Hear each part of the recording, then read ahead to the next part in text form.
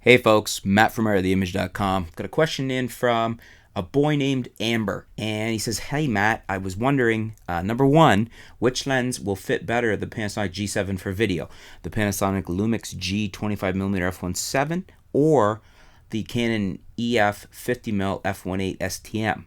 And then two, he says, which lens would you recommend, except those which I listed before, for time lapses, night lapses, and maybe astrolapses if it can handle it for the Panasonic G7? Thanks." Okay, so number one, between the Panasonic Lumix G 25mm f1.7 and the Canon EF 50mm f1.8 STM, I would go with the 25mm f1.7 for a couple of reasons. First of all, it's a native micro four thirds lens. It's a Panasonic lens. The 25 equals a 50, which is a very versatile video lens because it's not too close and like it's not too wide and it's not too telephoto, so you can use it for a lot of things just by moving your camera in and out. It's also a very sharp lens, a very high performing lens for a very reasonable price. The Canon EF 50mm f1.8 STM is a great lens for Canon. I heartily recommend it for Canon bodies.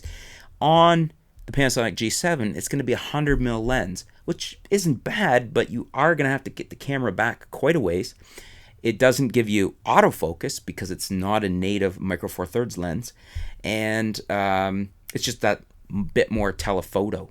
So while it probably is a little cheaper, if you're okay with it being that much longer and going to pure manual focus, I don't really have a problem with you going that route. For me, I will go with the 25mm f1.7 as I have that lens. It's a nice little lens.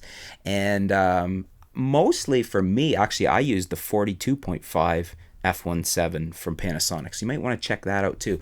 I'll put a link below. You can check that out on Amazon, see what the user reviews are, Q&A, and the best price. What do you guys think? Would you recommend the Panasonic G 25mm f1.7 like I did? Or would you recommend the Canon EF, and actually I believe that's an EFS, I'll have to double check that, f1.8 STM lens? Or would you recommend the Canon EF 50mm f1.8 STM lens? And bearing in mind that it's going to be manual focus, and it is that little bit longer. Let us know in the comments below. Let them know you why and your reasons why.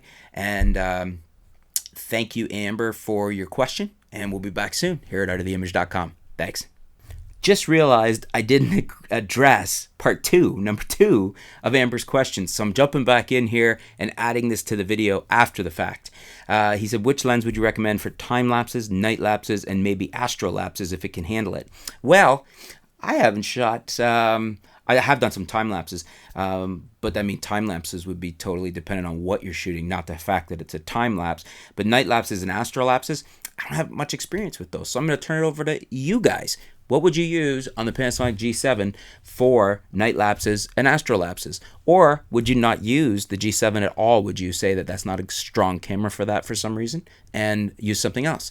Leave your comments below. What lenses would you use, or would you not use it? Let us know and why. Thanks very much. We'll be back soon here at AreaTheImage.com.